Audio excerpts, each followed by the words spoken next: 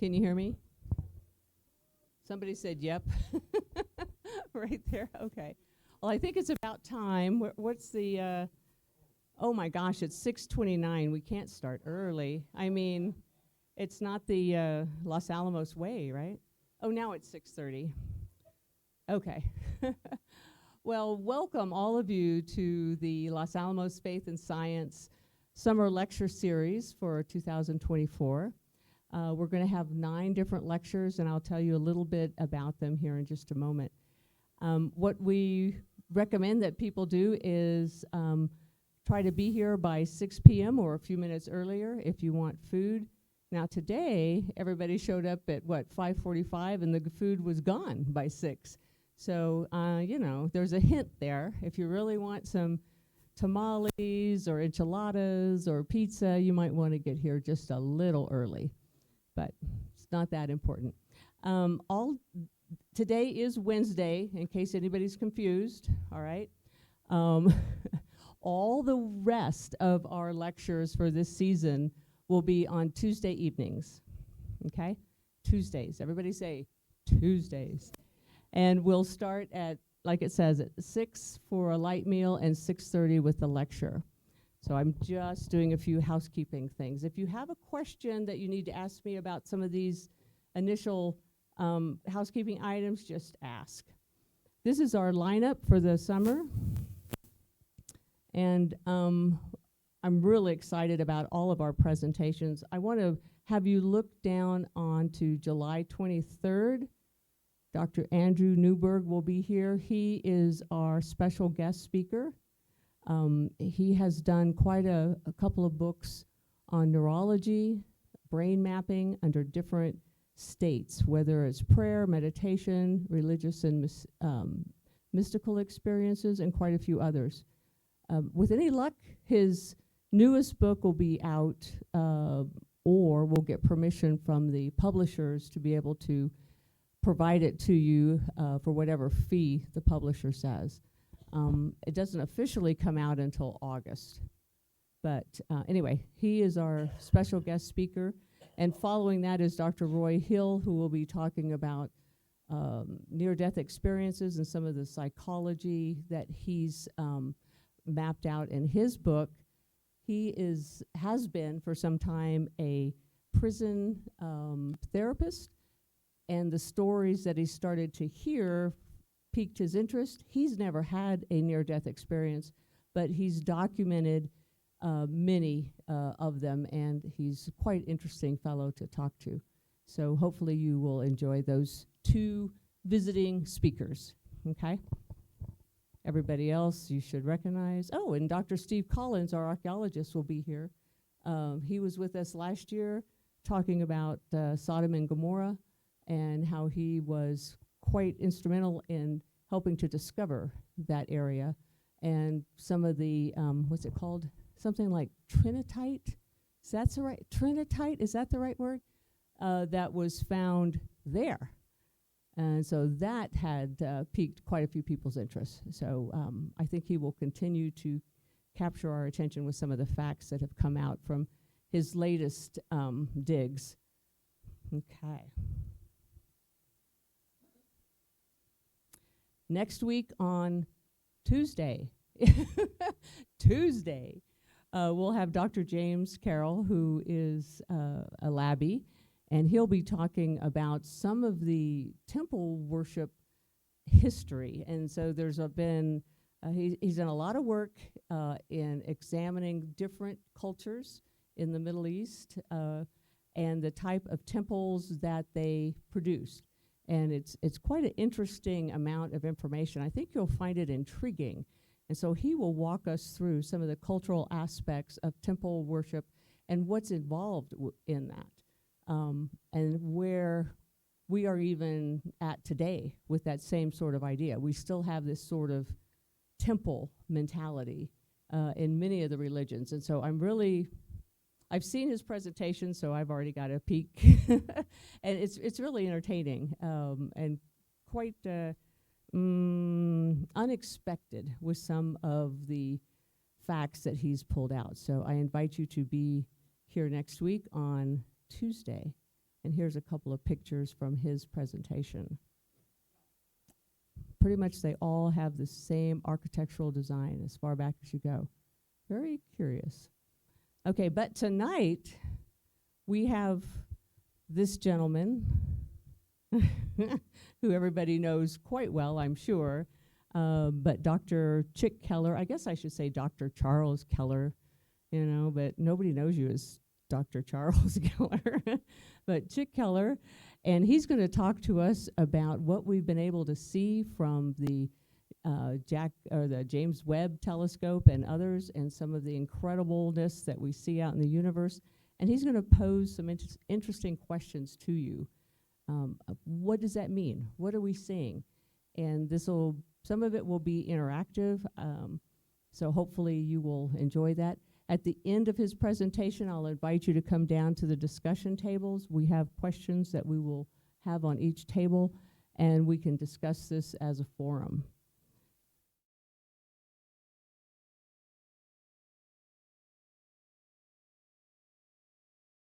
And so I'm supposed to tell you that Chick was going to become a Catholic priest and changed his mind. And I think you all know the story somewhat, but he'll tell you a little bit about that. He was a little disillusioned by the lack of science that was being offered in the education that he was receiving. And so changed his mind, as many young men do. And he joined Los Alamos in 1969, and you have had a variety of positions during that time. We mostly know Chick as being the director of the Institute of Geophysics and Planetary Physics. In his free time, he was one of the main founders of Peak, the Nature Center, which we all probably love at this point. He's a living treasure of Los Alamos, and he was one of the founders of the Los Alamos Faith and Science Forum. He just really doesn't do much, you know. I mean, I don't know. Chick, is there anything, you have any free time? Plants. Okay, very good, very good. Well, if you will all join me in welcoming Chick Keller, we will listen to his wonderful presentation.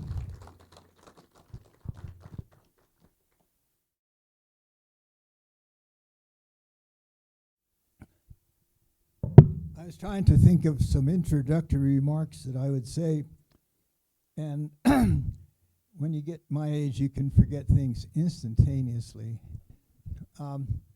But I think that the business of leaving the seminary and going into physics, I was disillusioned by the fact that when you heard the theologians and the philosophers pose problems and talk about them, they didn't know enough science to be able to constrain their thinking.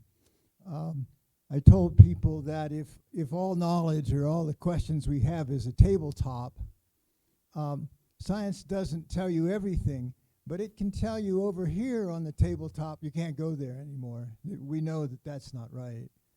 And these people weren't doing that. And I think that one of my impetus for helping with the Faith and Science group here is this is exactly what I think we should be doing. And I've been bugging my good friend, the rector of the seminary, to introduce some science into the curriculum, but there's an interesting thing that keeps him from doing it. Seminaries have competition to get seminarians. There aren't as many seminarians as there used to be, and so lots of seminaries aren't very full. The bishop decides where the seminaries go. And there is some concern that if you find out that they're teaching science at your seminary, the bishop will send the guys somewhere else. And so it's a very complicated thing. But we're free here to look at science and say, what does it tell us about the universe? If you look at this picture,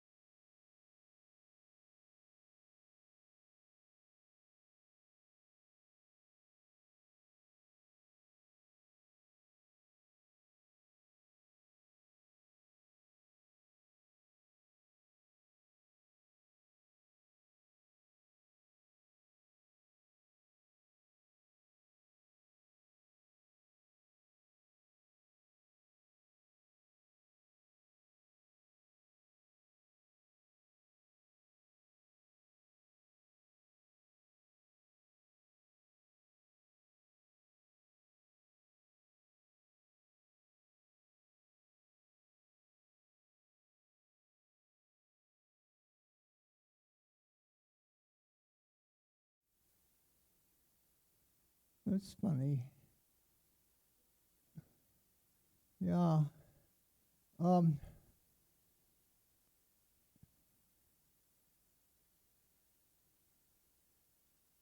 uh, I'm looking at this, having not seen it for a while, and wondering, why did I write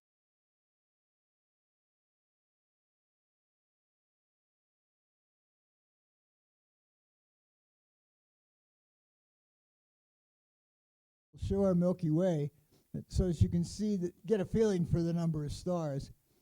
Um, this is a picture of our own Milky Way, and just for you astronomers, have you ever wondered why when you look out at it, it seems to be over there? We don't seem to be in it. You would think it would be a growing number as you, but it's over there.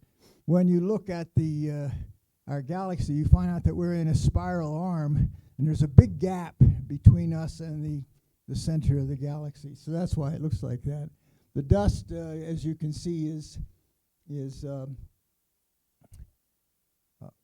cluttering up an awful lot of it, but there are clearly a lot of stars there. That big bright spot is probably, I was going to say it's a planet, but it can't be a planet, so I don't know what that spot is. If you look at someplace,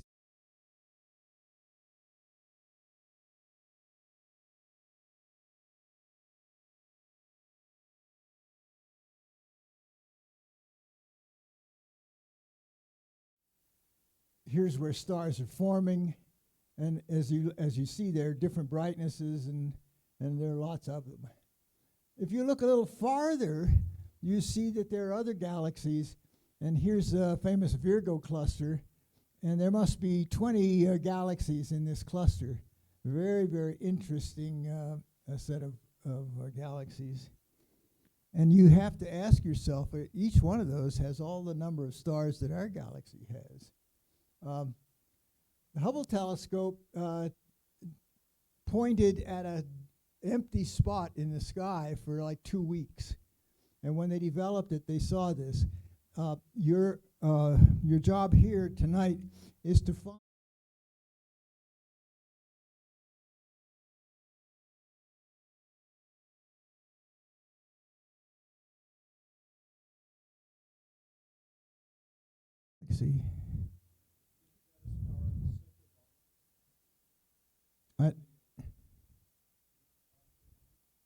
I was looking for a star with a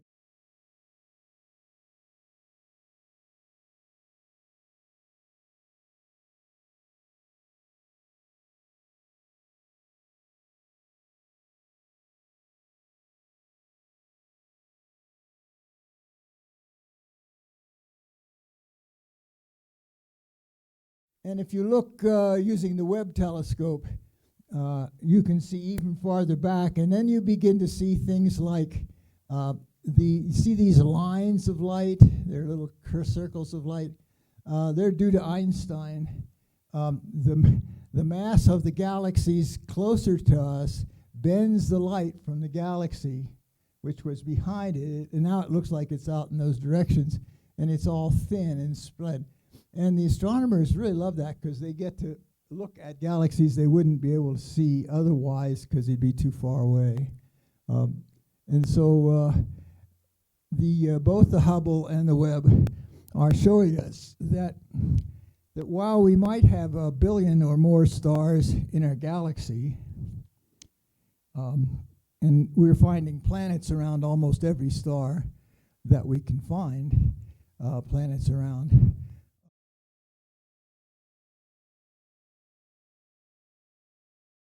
Galaxies. So 1 billion planets, folks. That's a lot of stuff. So how many different types of divine interaction are there, and how unique is ours? Here's where science and religion and faith come together. If ours is an indicator, God allows intelligent societies to attempt to develop their own types of interactions. So you have the Greeks and the gods, and you have Polynesians and their gods and what have you. since by natural efforts alone, few, if any, can get a proper understanding of the nature and intentions of the divine. Always thought it was interesting that Native Americans all are monotheistic. Isn't that fun? Thus, God enters history and gives correct information. The examples were Abraham, the prophets. And finally, God said, they're too slow. They're just slow learners. I'll have to send my son to set them straight. And now we have the inspiration from the Holy Spirit. Apparently, God would enter each and every civilization out there in some similar ways. And some are making fairly strong arguments that evolution tends to go in a direction, albeit a strange direction, such that the only really intelligent beings look like us. In other words, the physics and biology trying to optimize a living thing come up with us. Isn't that an interesting thing to think about? If that's true, most of these civilizations out there probably look and think a lot like us.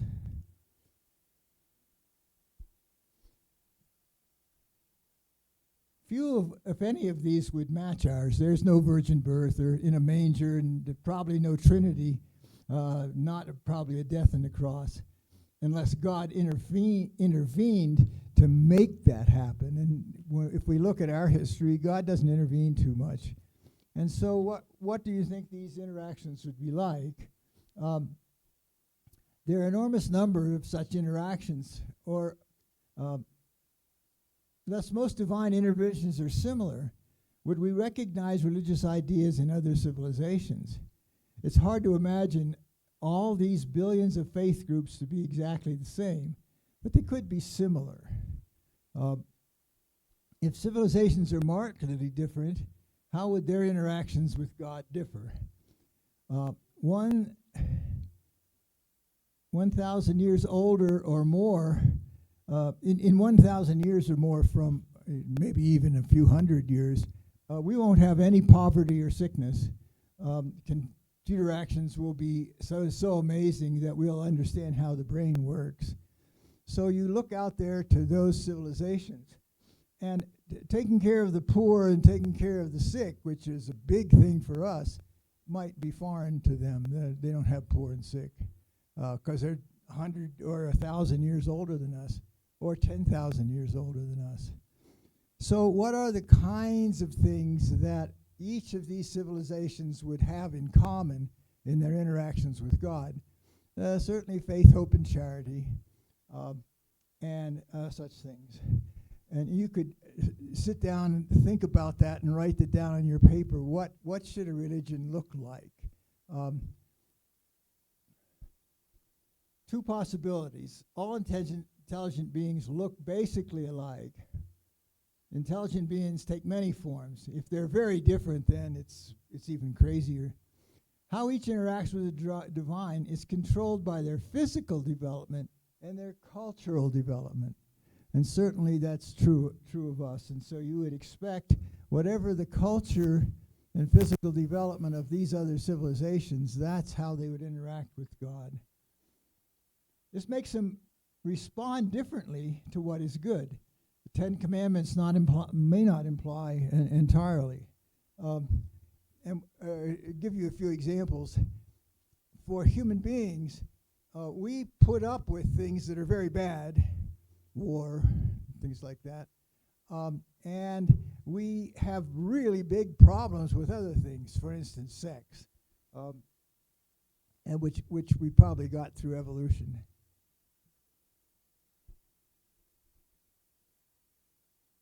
Others may not have that problem. While we instinctively want to help those in trouble, others may not see that as important.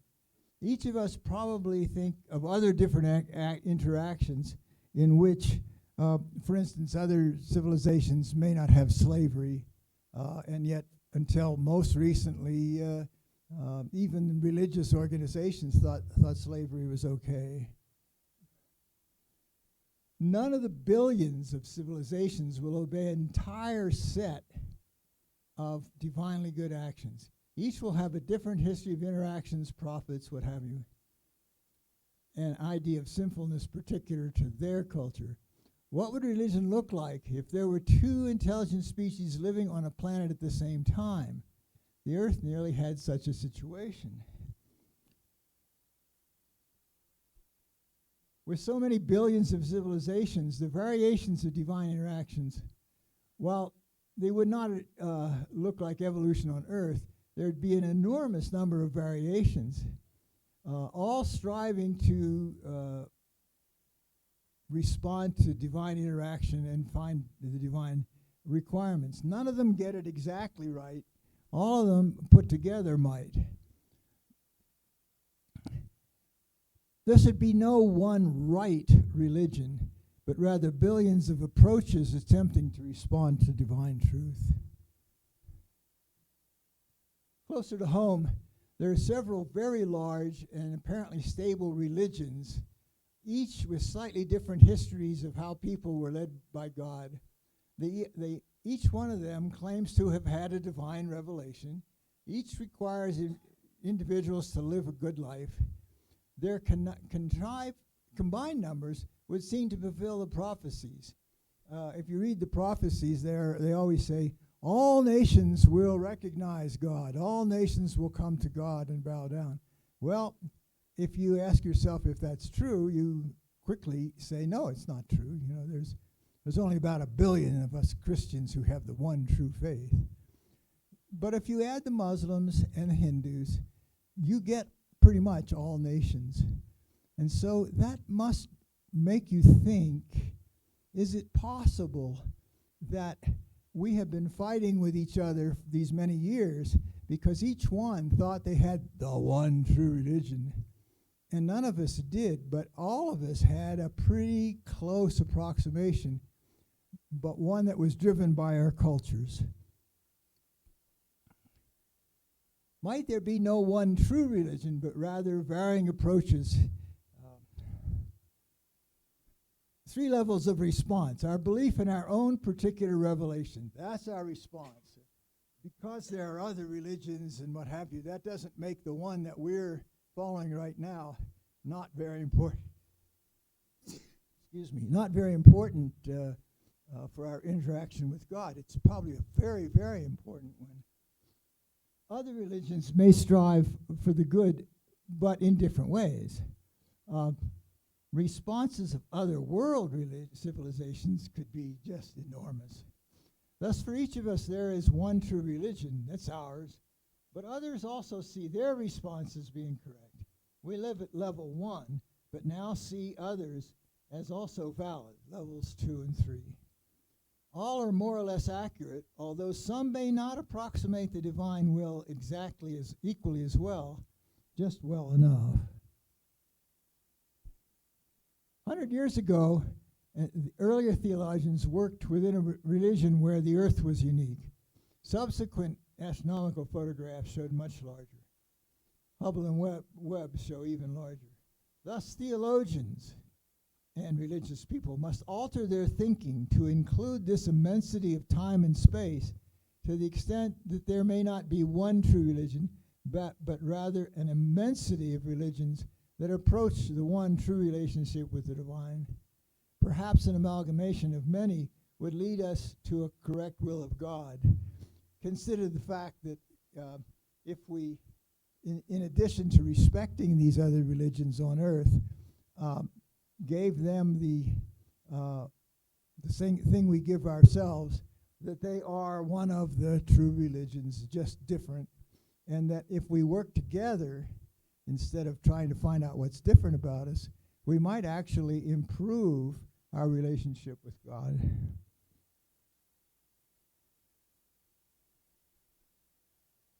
Order of thinking, science, enormous number of civilized worlds.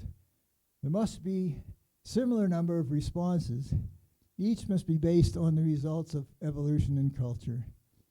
Different stories, perhaps no incarnation, no crucifixion, no Trinity, but something else just as wonderful.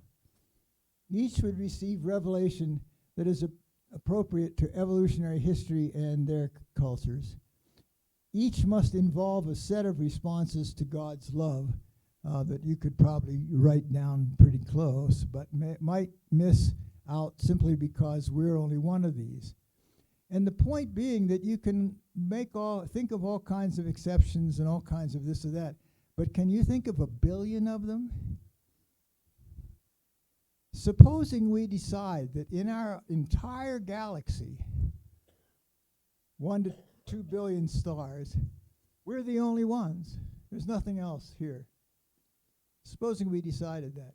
That still means that there'd be 1 billion of us trying to respond to God. And once you take that idea and think of your religion as the best we could get at the time, rather than something that is set in concrete and it has to be this way, science has helped religion a whole lot. And so I think that's the end of the talk.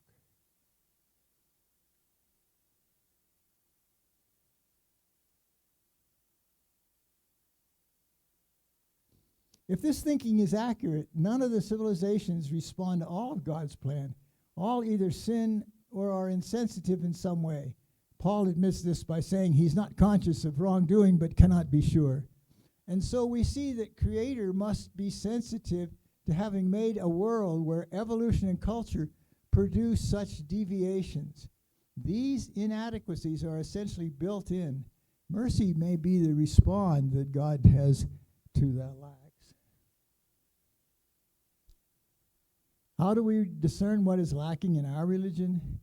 For instance, we had long-term acceptance of slavery and war.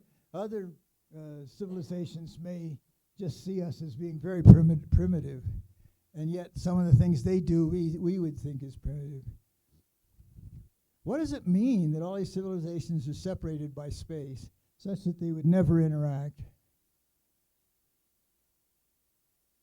We should cherish our version as very specifically designed for us. We should continually seek to improve our responses to overcome our evolutionary predispositions. And by comparing with other religions, we may learn how to do this better. And those are the questions we're going to have you talk. So the basic thing is, as we look out and see